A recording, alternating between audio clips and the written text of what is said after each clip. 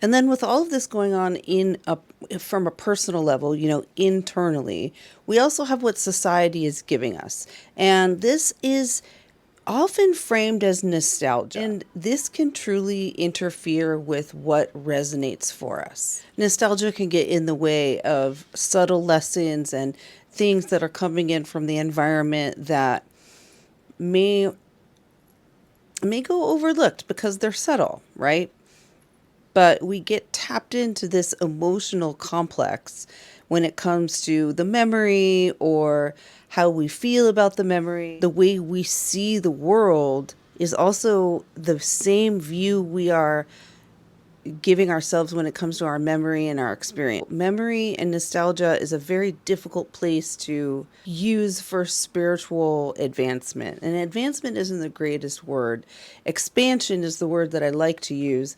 But I feel as though that's also starting to become a bit unclear.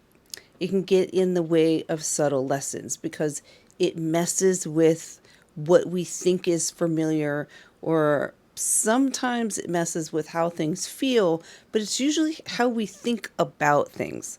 So think about something that brings you nostalgia in a positive way versus a negative way. Does that have to do with your experience with an item, a person, a color, a time period in your life?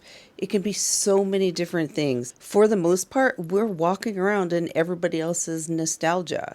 And I understand that styles do this and music does this, like things come back around. That's what my mom always used to say. Everything comes back around. But basing all of our experience, our what we take in from our experiences on nostalgia can be extremely limiting because of whatever we have that's tied to it, but also it's limited to this lifetime. Your parents' clothes have come back around already. Your grandparents' clothes have come back around already.